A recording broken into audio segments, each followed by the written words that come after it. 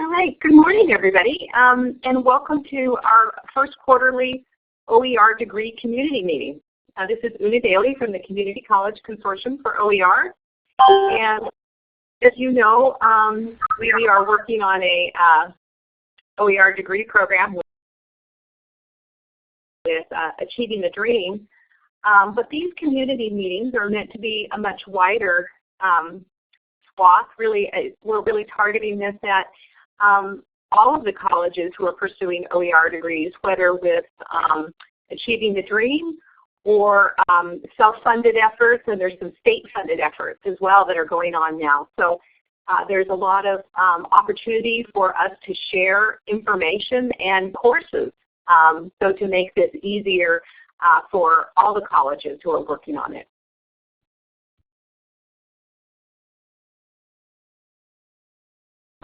We are using Blackboard Collaborate today, and we thank the California Community College System for providing that. There is a chat window on the left-hand side, and we'll be taking questions and comments there during the presentations by our speakers. And at the end, we'll open up for Q&A. So please feel free to comment as we go along and let us know what you're thinking about the information today. I'm going to give everybody a chance to introduce themselves. We're probably going to do that in the chat window today, just because now once we hit a certain number of people online, it takes too long and we won't be able to get through the presentation. But we're thrilled to have everybody here this morning. I do want to introduce our speakers, and also I want to introduce the Achieving the Dream directors who are running the OER degree program there at Achieving the Dream. And first up, I want to introduce Richard Sebastian. And I know Richard is, he's at an event today and he was hoping to pop in. So Richard has been directing that degree program since the beginning, since the RFPs went out and so forth. And I don't think he's here this morning, but I'm very happy to say that his Associate Director, Fran Carpenter, is here, and I want to give Fran a chance to say hello to everybody, and maybe she can share a few words that Richard would have if he could have joined us. Hello, can you all hear me? Great, thank you. Thank you very much, Una. And hello, everyone. I do apologize that Richard is not able to join us. He is hoping to join us a little bit later during the webinar, but I just want to offer you my welcome. I am the new Associate Director at Achieving the Dream. I started last month with this project, and I'm looking very much forward to working on the OER degree program and interfacing with the colleges that were actually accepted and the ones that were not, so that we can build this larger community of OER degree and push this movement forward. And also, that's really all I have to say, is that I'm excited to hear about the work that's going on currently. And we're also here to encourage the colleges that are stumbling, that are doing great work, and that are just beginning in this OER movement, so that we can have a larger conversation around what OER means at the community college level. So thank you very much. Thank you very much, Fran. And so this being our first meeting, we're going to ask you at the end, but you can share any time with us, what you'd like to hear about in future meetings around OER degrees. What would be most helpful to you? And so this morning we are going to have three speakers. I think many of you will know these college leaders who have been or are starting up OER degree programs at their colleges. First up, we will have Preston Davis, who is the Director of Instruction at the Extended Learning Institute at Northern Virginia Community College. Next, we will have Jennifer Nohai-Siemens, who is the Developmental Math Professor there at Housatonics. She's also the faculty lead for the OER, the ATD OER degree program. And finally, we'll have Cole West, who is the Open Education Project Manager at the Pierce College District, and also a leader on an OER degree at her college.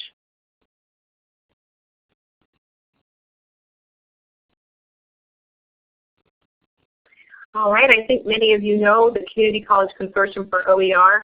Our mission is promoting the adoption of high-quality open educational resources, and we do this through a lot of professional development that we offer online to support faculty choice and faculty development. And ultimately, this is about student success. And so OER Degrees is perfectly aligned with the mission we've had for the last 9 years since we were founded. And we're all over the country. We have members in 20 states and 1 province in Canada. And we would love to have you join us as a member if that's appropriate. And we're very happy to have you participating with us today and in many of the monthly webinars that we offer throughout the year. I don't think Richard's checked in. So I'm going to go ahead and just give you a really quick overview of OER degrees. I wanted to ask how many of you are working on OER degrees? Maybe you could raise your hand or type in the chat window. Okay. All right. So I'm seeing about 8 or 9. So looks like maybe 25% are working on OER degrees. So that's really exciting. So I think you'll know what the definition is here, but this is sort of the established definition. It's the development of an entire pathway or degree where the courses have been redesigned to use OER as their instructional materials. Early examples of OER degrees, student savings have been up to 25% of the cost of attendance for a 2-year degree. So it's has a big upside for students. Student learning. Hello. Student learning and retention is looking very promising. Initial results that Tidewater College has shared, and also NOVA has shared, is that learning is at least as good and in some cases better. So, and I'll let Preston tell you more about what they have found at NOVA. It increases faculty choices around their curriculum, I should say their curriculum materials and development. And so this is all about supporting faculty in choices to the best way to work with their students. And finally, there's a growing open course repository. Of course, Lumen probably has the most well-known repository, and this is something that can be shared. And so makes it easier for those of you who are new to the OER degree to get moving more quickly.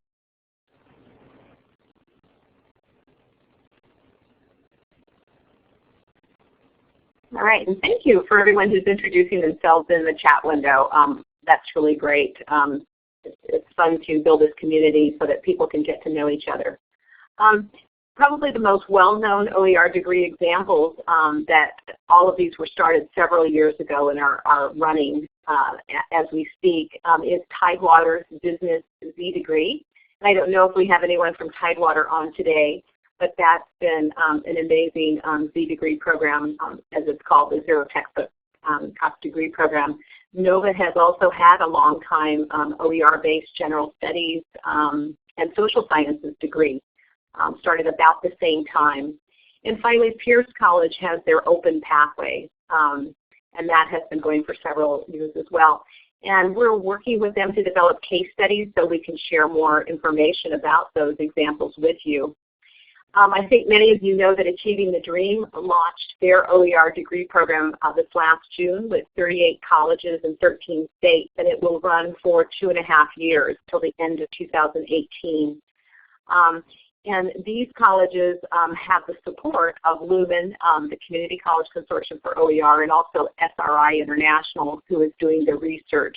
So Lumen is doing technical assistance, of course, CCCOER, who we are, is doing the community of practice, and SRI International is working on looking at learning outcomes and cost savings. primarily. It's a little more detailed than that, but so there's a lot of support for those colleges. And just on the horizon here is California. The state of California has allocated $5 million to support zero textbook cost degrees at their community colleges. And that was just signed into law recently, and we expect that to be launched early next year.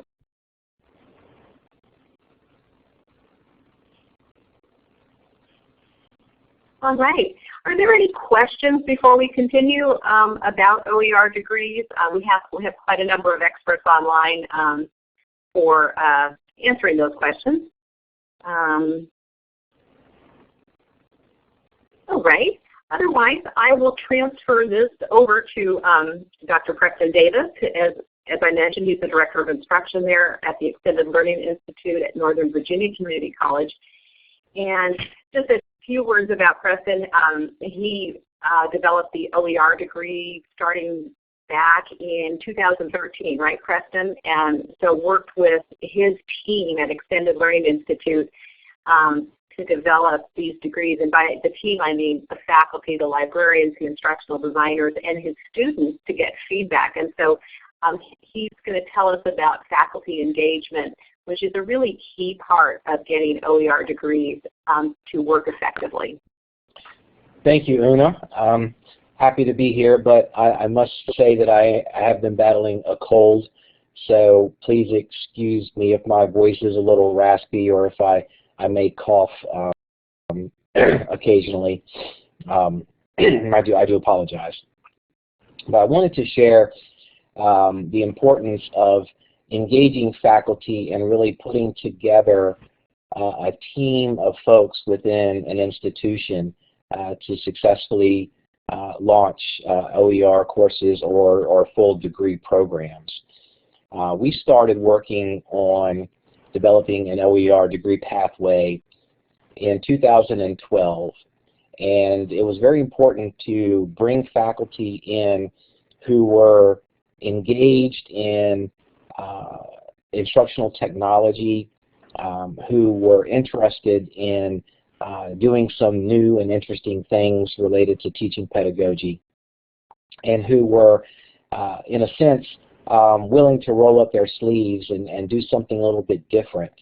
And without the faculty really being involved and buying into the project, we would have never been able to accomplish what we did, because the faculty are the ones who know the content, and they're the ones that are delivering the content to students.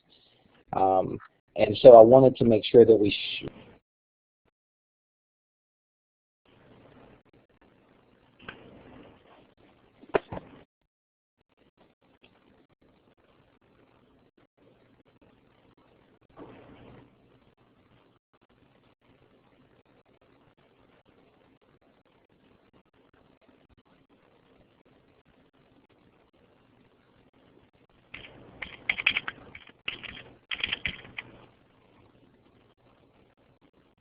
Preston?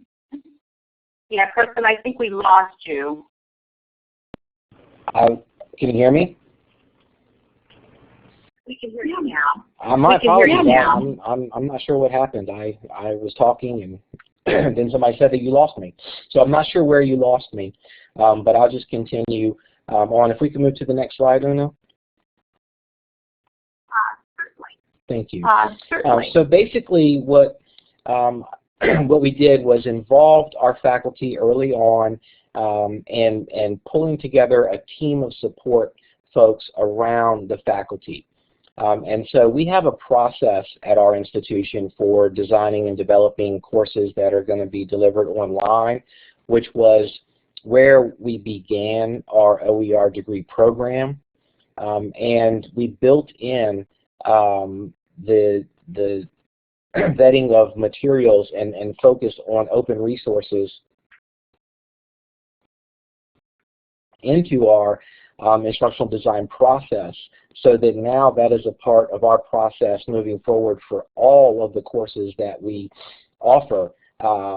We look at what exists in the realm of openly licensed and free material, and we try to maximize the use of that. And where we're able to do that now, because of the work that was put into developing our OER degree program with faculty early on. And so what we did was we put together a team of faculty for the discipline, along with an instructional designer to support and work with that in faculty or that group of faculty.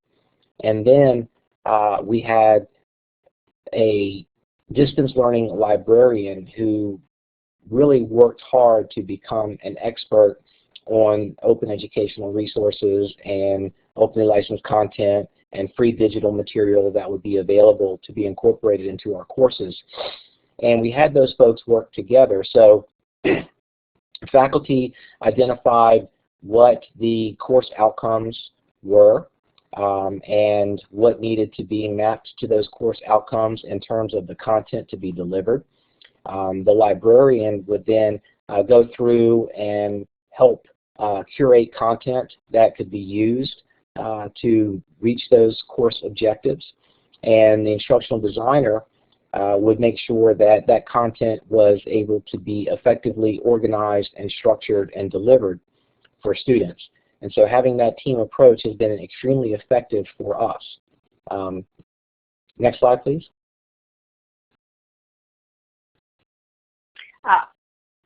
Sure. I'm not able to, thank you, I'm sorry, I'm not able to advance the slides for some reason.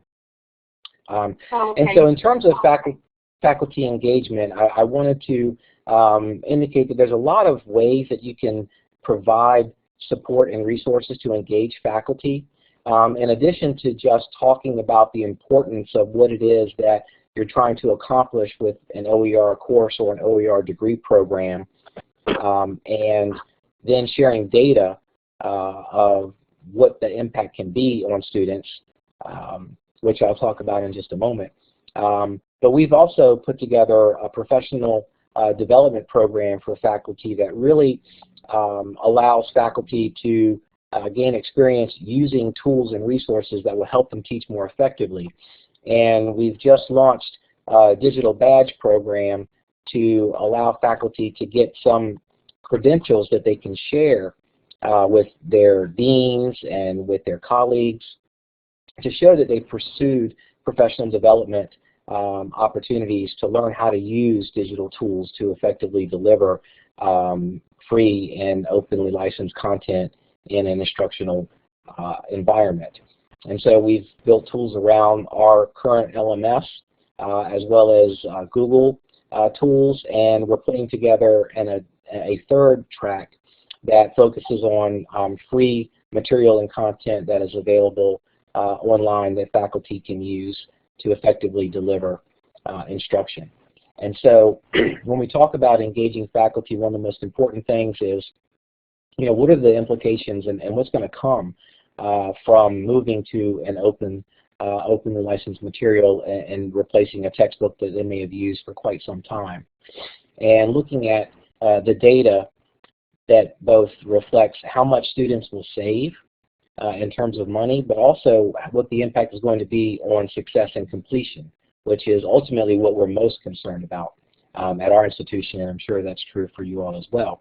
But basically, at NOVA, the average cost of textbooks was over $150 per course. And so by offering 2 degree programs online, we've saved students $1.5 million since 2013. And in addition, our first series of courses that we piloted saw a 9% increase in student completion and success. And our second series of courses, we saw an increase of 5% in student success. And basically, we measure that at our institution by students completing a course with a grade of A, B, or C. That's considered successful. And so looking at the fact that students were saving money and students were increasing the success and completion of their courses, it became evident that it was worthwhile. And faculty have really gotten behind it, and we're seeing the program continue to grow throughout our college for courses taught online, on campus, in face-to-face classroom environments, and in blended environments as well. Thank you, Una. Great. Thank you so much, Preston, and we really appreciate you joining us, given that I know you're not feeling so well this morning.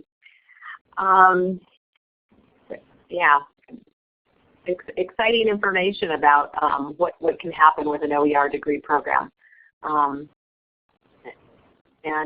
just noticed that Richard came in, Richard Sebastian, and I wondered, Richard, did you want to say a few words? I know you're on a tight schedule today. And once again, for those of you who are late, Richard Sebastian is the Director of the OER degree program at Achieving the Dream.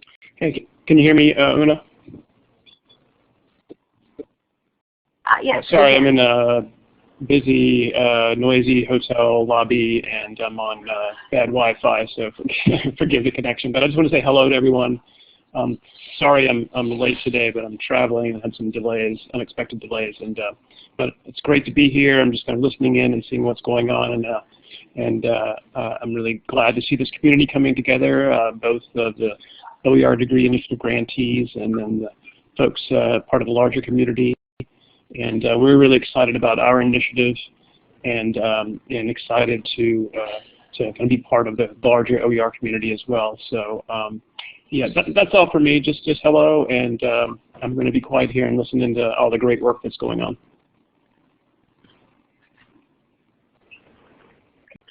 Great. Thank you, Richard, for popping in, and we appreciate that. All right.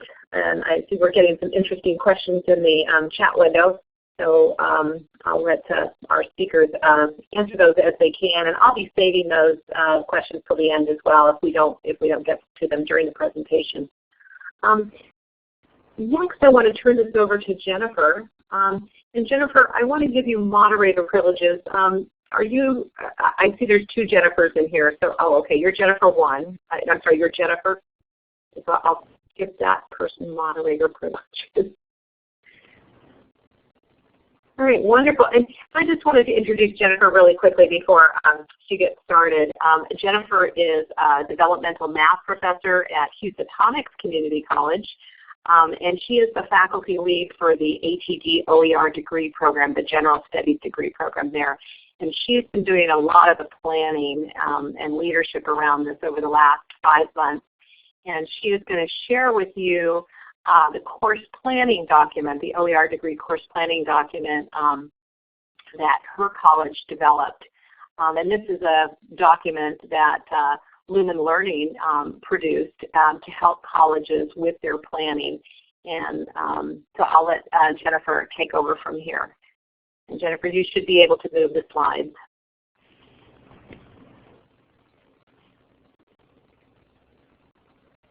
Jennifer, I'm not hearing you.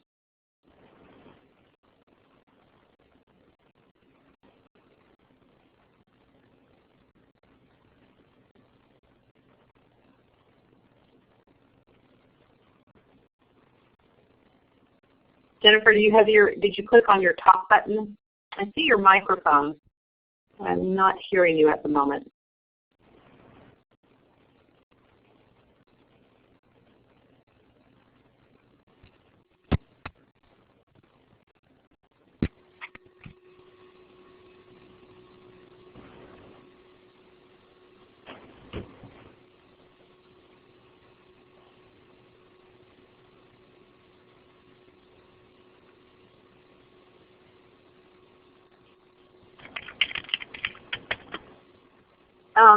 Jennifer, is it possible that your phone is muted?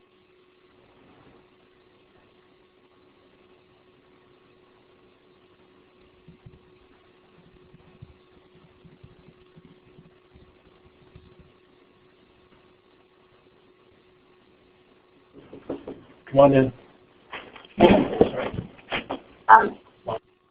So Jennifer, we're not able to hear you, so maybe the other alternative is for you to dial in. Do you still have that phone number that I sent over on email?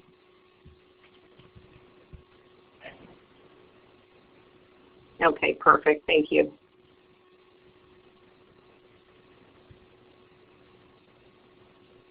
All right. Well, while we're waiting for Jennifer to come in, I see we have a really nice turnout. Thank you, Ben. That's very helpful too. Ben just put the phone number in there. We were just asking about how many of you are developing OER degrees, and it looked like at the time there was about 25%. How many of you are hoping, who aren't already developing, are hoping to develop one in the next year? And maybe just a show of hands on that.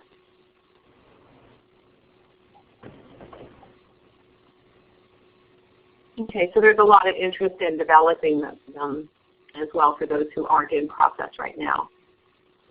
Okay, good to hear. Jennifer, can you, are you on the phone now?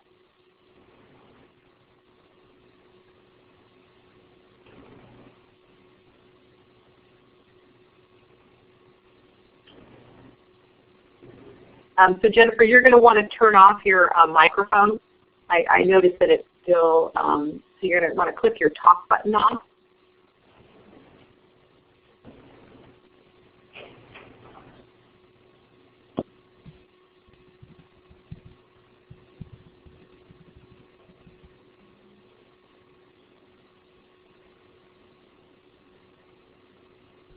Okay. Okay. So Jennifer, did you use the passcode that Ben put in, or did you use the administrator password? Here's the other passcode.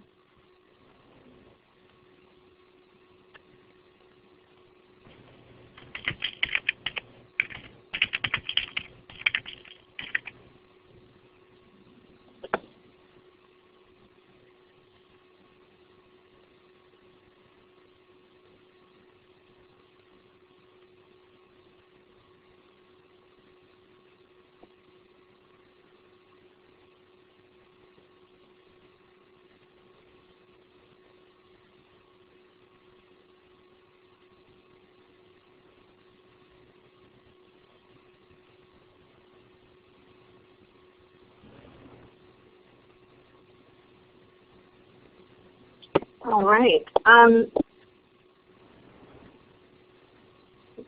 Give Jennifer one more minute, and then we can go ahead and have Quill as our third speaker. And we can switch to Quill and come back to Jennifer when she gets dialed in.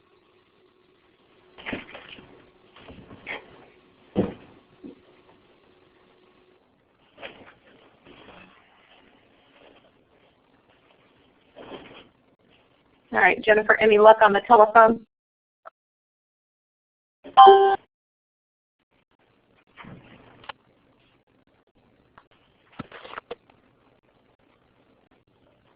Hello?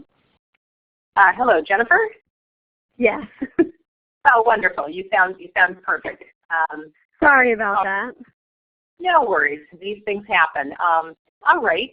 Do you have privileges to move the slides forward? It's up at the top, and I did give you privileges. Absolutely.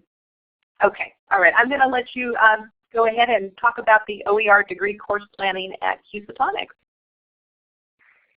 Thanks, everybody, for being so patient. All right. So back in April, when we decided to apply for the OER degree initiative, we were trying to think, which degree should we pick? And we decided to pick general studies. And the reason why, you can see, it's the largest sought-after degree at Housatonic, with 31% of the associate degrees that were awarded last year for general studies. And we also felt that it was the largest impact. This fall, the enrollment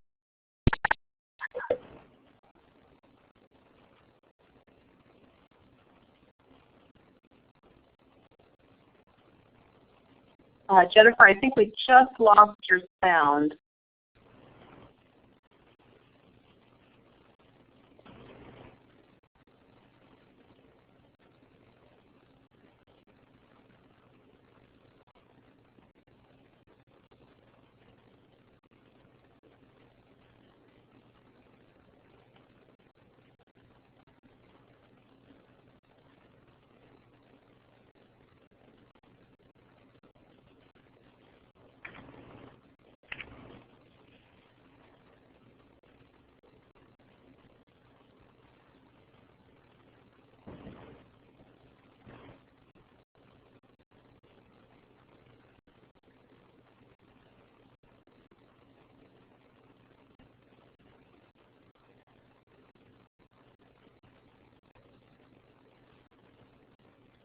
Jennifer, we're not hearing you. I'm wondering if it's possible your phone is on mute.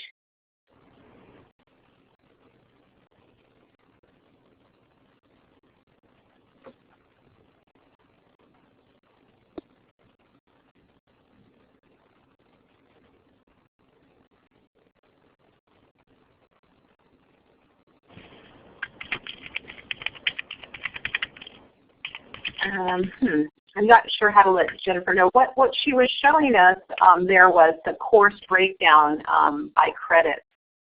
And she's now showing us her course degree plan. And this document covers the course number, the course name, the enrollment for academic year 15-16. And those numbers are really important because it shows what the impact will be in terms of savings for students. And of course, there's the current textbook cost there, so you can immediately do the multiplication. And the OER course status says whether there's an existing course. So a lot of you colleges are starting with some existing OER courses while you're building your degree. But in many cases, you're going to be planning to convert to OER in those courses. And so that's what that column is about. And availability of OER courses is of course something that your faculty may want to look at for adopting and adapting. And Lumen Learning has quite a large collection now of general ed open courses that are available to take a look at, and so your faculty can see if they want to adopt or adapt those. And then, of course, there's the timing, which is the first term that the course is going to be offered in. And then finally, the last column is the preferred approach, whether they're going to adapt or adopt. And in the case of Houstonics, they're going to adapt quite a large number of the courses.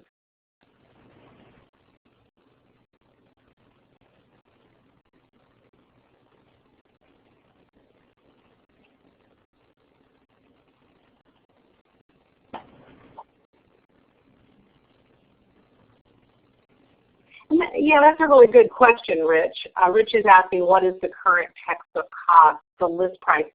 And I don't know if Kim Thanos wants to share with that what she's recommending to colleges to share that, because we do know that Amazon and our college bookstore can have a difference in terms of price. Generally, our college bookstores have some kind of overhead addition. So that's a really good question, Rich. This is Kim, and my view of this is that the course planning document is from our experience, it's just you go through these things a few different times and think late in the process, wow, I wish up front we'd paused and gathered blank. And so, this is our attempt to kind of bring together some of the pieces of that to help institutions get these pieces out in front up. Anyway, something like that. The textbook cost for me in particular, the way I view this happening is that the textbook cost is going to shift over time, and we want to lock down something, and we want something that we can benchmark and come back to. And most often we're going to be using that to talk about savings or to talk about kind of whether it's an anecdote in a specific course or across the program. And I think that that being consistent is super important. And thinking about how we're going to present that data and doing it in a way that is going to be credible to those who are going to hear it is really important. We generally use the lowest used textbook cost in the bookstore. So we say if students go to the college bookstore and they buy a used book, we don't include rentals because students lose access to those over time. But that's what we've used, and that way we can be consistent every time. And if there's not a used book cost, then we use the new book cost. But we don't try to do a market scan around that assumes students have that natural ability to be kind of wise consumers of textbook materials. So, that's our bias.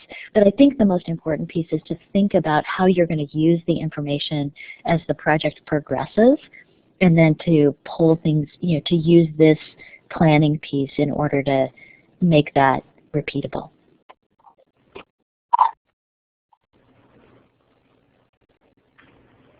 Yeah, so Jennifer noticed that we can't hear her. And so Jennifer, I hope you can hear us. And there's a *6 on your phone, and it's possible maybe that you hit that *6 on your phone. That mutes you. And I think that's maybe why we're not hearing you. There was a couple of interesting comments here. Jim asked, are all sections of each course converted? And generally, of course, that doesn't happen. So with the ATD degree, I think it's 2 sections of each course. I'm trying to remember if it's 1 or 2 because I've been looking at several of the OER degree programs. But the idea is that eventually most sections will move, if not all. But obviously that's a faculty and department decision. And so there's, you want to provide enough so that students who are really interested in those will get in. But it obviously it takes time. And I certainly, Quill, would you like to add to that? And it is 1 section. Richard Sebastian says it's 1 section per course. So, and I think as you're project planning, you kind of set that goal for yourself. So at Pierce College, my goal is 2 sections per course at each of our institutions because we're a district. So, and that's because of the second question that Jim is asking, which is how do you, something happens with our enrollment system because of course, all things being equal as a student, you're going to choose the class that has the lowest cost options for you if you're not choosing by faculty or schedule or other things. And so our worry is that because we do enrollment based on how long you've been at the school and a bunch of other things, that the classes, our open classes will fill really fast. So our goal here at my institution is to do the 2 to start and then grow from there. And that's to give, you know, usually a full-time faculty member is at least teaching 2 sections of the same course in the same quarter. So I'm hoping that those 2 sections will be open, and then from there we'll try to get a second faculty member. So we have enough offerings for students who want the open option, but we're not doing all sections because the faculty are diverse and have diverse needs in the way that they teach. Great, thank you for that. So let's see, somebody mentioned that they really like this document, and I have to say we're just thrilled that Lumen Learning has made a copy available that's licensed, and I'm going to send that out to everybody who's on the webinar now in just a moment. I'm single-handed typing at the moment, but I will do a file transfer at the end of this. We're hoping that Jennifer will be able to come in and complete her presentation. Jennifer, is that you? Hey, yes. Okay. Do you want to continue? Can you hear me? We can hear you great now. I have no idea where you guys lost me. Well, I think we talked about the course plan, the actual document a little bit. So if you want to just start with the slides you're on and talk about this process, because I love the wonderful colors, and I know that those colors indicate part of the process that you went through at Housatonics. Yes. Now, I'm sorry, everybody, for having that cut out. This is definitely not my first webinar, so I don't know what's happening. It's the technology gods. I know. Oh, my goodness. Okay, so I was saying, I don't know if you heard this part, but in July we had a meeting, and that's where we came up with the previous slide. And in the last couple weeks, we had some of the courses say, no, we can't do this. And there's based on many reasons there. You can see that a few of them are science. And the science department was working with another company and never signed a contract with this company. I won't say the company. And then it didn't work out. So they're feeling a little burnt by this company, which has nothing to do with our degree really, but they had been working with them you know, for the past year before this even started. So they're feeling a little burnt by this company. So they're like, let us back off a little bit from doing this, and then we'll join in maybe after the degree is over, after the ATD part is over. So I said, okay, that'll be fine. So that's the red. You can see some of them backed out. I also found out, you can see public speaking is crossed out. Public speaking actually didn't even qualify for a general studies degree. So we decided to cut that out. If that person wants to join back in, we'll probably let them. It's no big deal. But that doesn't even count as a course even in the electives for our degree, which we weren't aware of in July. We also, creative writing, decided that that person decided she was going to focus on English 101 and 102 because that's a big enough seat as it is. So she's going to be working on that wholeheartedly instead of the creative writing. So I also went around and asked, were the dates okay, for rollout? And some people said, oh, well, I can do it next semester if you want. So that's why you'll see composition was originally fall of 2017, is now spring of 2017. So she's going to roll that out a little bit earlier. Some of the other courses said, oh, well, I need a little bit more time. I said, okay, that's fine. So we pushed those dates back. So this is the process we went through. And then I talked to the humanities department, and that's what you see mostly on the bottom. The humanities department is all on board. So we have British Literature 1 in there, drama, Shakespeare, and philosophy is also in the humanities department. Psychology is in the behavioral science department. We decided to put intro psychology in there. We didn't originally have that.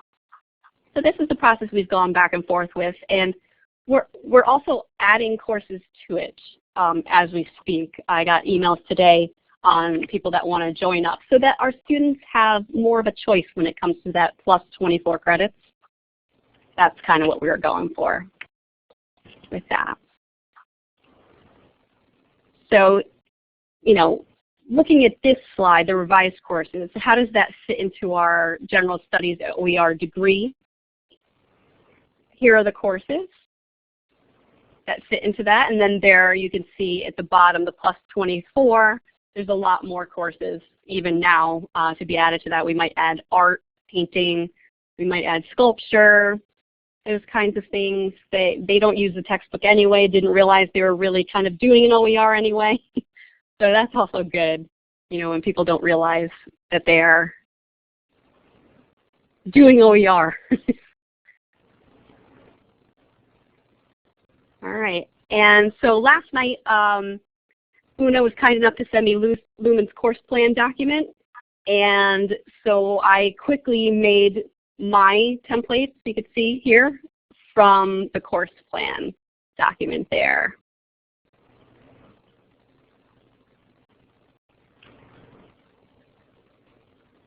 Great, thank you, Jennifer. And yes. It was great to, to hear the real story about this, which is that these things change over time, and nothing is static, and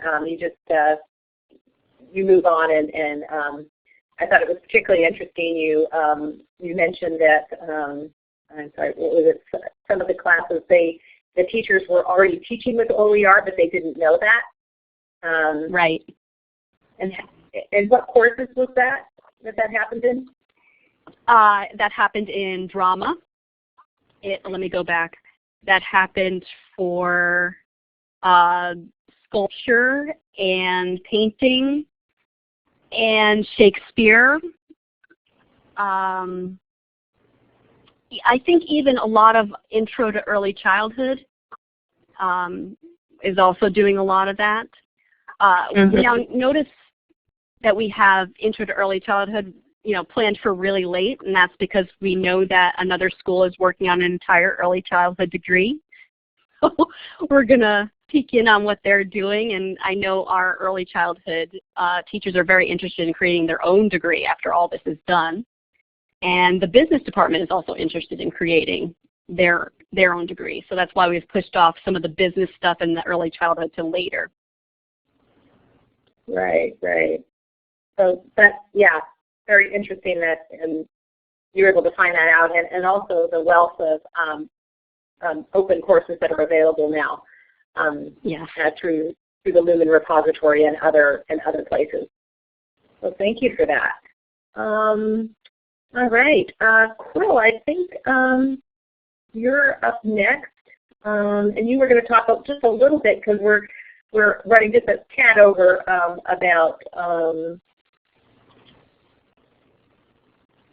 about course mapping, and Quill West, I think maybe she doesn't need any introduction, but she's the Open Ed Project Manager. She's also the president of the CCCOER Advisory Board and leads the POP degree and the new OER degree at Pierce College. So mostly, hi everyone, this is Quill. Mostly, I'm not going to talk. I'm just going to send you a link to this tool. One of the things, oops, that's the wrong link, so. One of the things that we've been dealing with at our institution is we had to change the requirements because in our first open degree, we did a whole bunch of negotiating with our faculty and with our faculty union. We did a whole bunch of work around what does it mean to do an open course. And then we got the ATD grant. And there were some things that are in the ATD grant that are great and they equal an open course. And that take our work just a step further than we were going, things like having a good course map. So we've had to go back to those faculty and say, can you please make course maps for us? And every faculty member seems to have a different version of what a course map means. So we made this short video. It's the most recent link I just posted that just describes course mapping and the process. So I actually don't need to add any more unless you have questions about the way our project designed, but realistically I just wanted to say here's a tool that we're using that we made in a fly of a hurry to just kind of so I could stop having the same conversation over and over and over again and just say to people, see the video and then ask questions about it.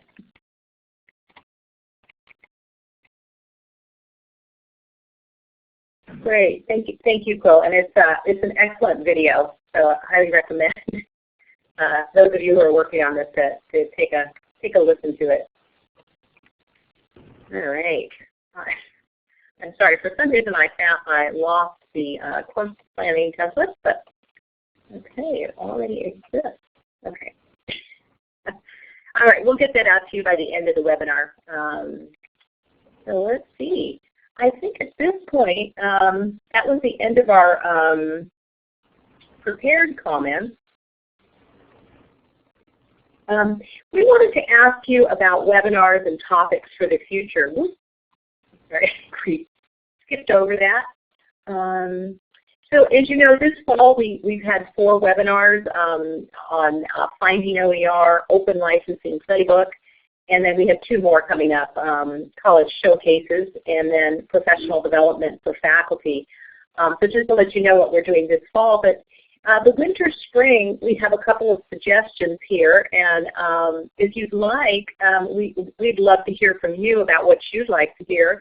And you can put this in the chat window. I think I can turn on polling. Let's see. We've got our polling type, or you can poll if you want, which there's a letter thing above your name which allows you to select A, B, C, D, E, or F.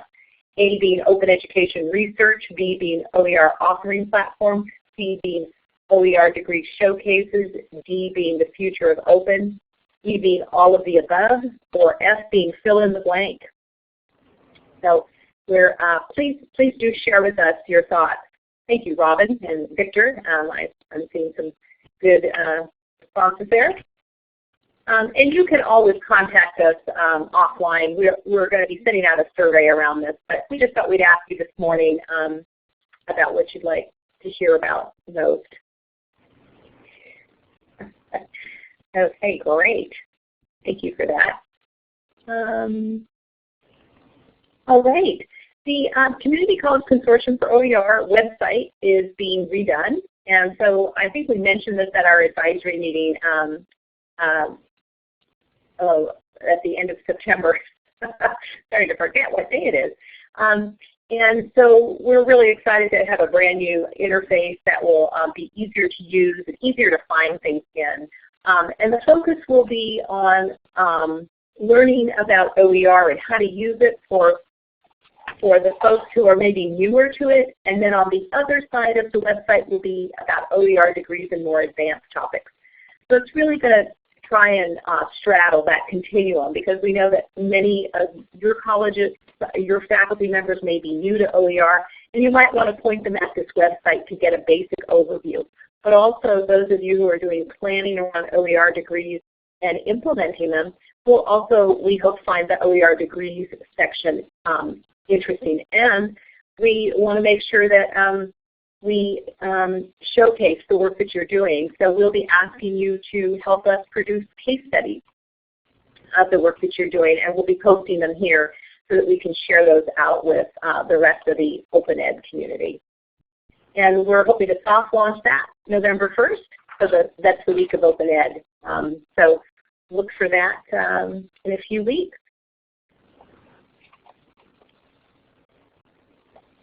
All right, I think you guys know about all the conferences coming up, but I just wanted to mention once again, we'll be at Open Ed and participating in a couple of panels with some of you who are online. So we're looking forward to seeing you there. Also, we want to mention our parent organization's annual conference, which is in Cape Town, South Africa this March. And we'll be celebrating the 10-year anniversary of the Cape Town OER Declaration, which is a big event in the OER world. This is an amazing opportunity to meet folks around the world.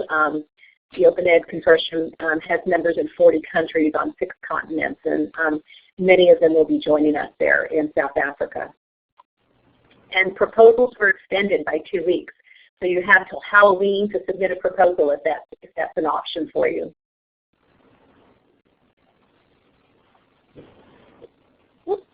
I just wanted to let you know we will have a advisory meeting next week. This is a follow-up to our open licensing webinar a week ago, and if you have additional questions, please join us for that. And do join our Google group. You can contact me about that. We have links on our website if you would like to be notified about these events that are upcoming. All right, I think we're going to turn this over to questions. And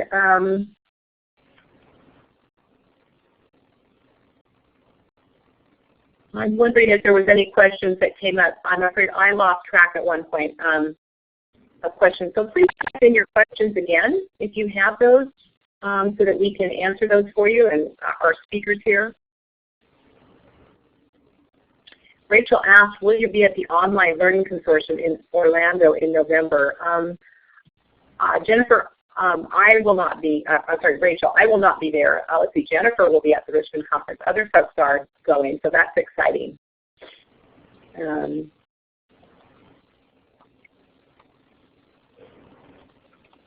All right. Now let's see if I can get the course planning document over to everybody. And Quill, can you take over questions in the chat window, please? Yeah, I'm looking back through them. It looks like Jennifer answered quite a few of them in the chat window, which is great. If anybody wants to elevate one to a little bit higher, go ahead and post it again so we can see it. And it looks like the course planning template should have just come through because I just got it. Okay, perfect. And if you didn't receive that for some reason, just I think we'll send it out on the advisory list for people as well. So you should be able to pick it up through there.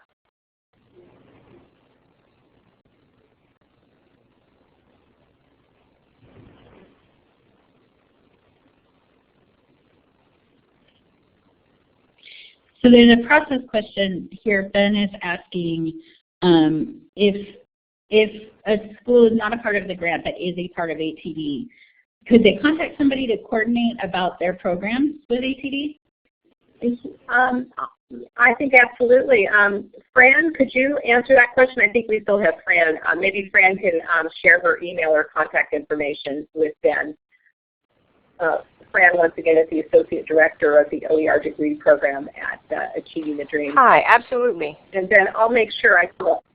Yeah, I'm sorry to cut you off. Could you put your email address? I will. I'll put my contact information right in the chat area. But absolutely, you can contact us so we can get in communication and see the progress and see how we have things aligned. Absolutely. Thank you, Fran. Yes, Rachel, we'll be sending these out, the PowerPoint on the listserv, and I'll go ahead and send that out today as well. It takes a few days for the archive to be posted of the webinar, but we'll send out the slides today. All right, and thank you, Fran, for posting your email address.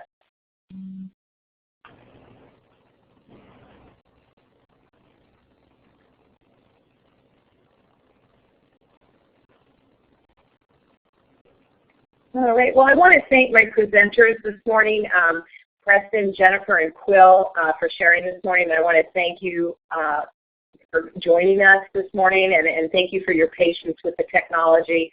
I tell you, some mornings the technology gods just frown on you. But Jennifer was able to recover and really share a lot of good information. So thanks to her for hanging in there. And we hope you all have a good rest of your day. And hopefully we'll see you either online or in 2 weeks in Richmond. Thanks so much, everyone. Thanks, everybody.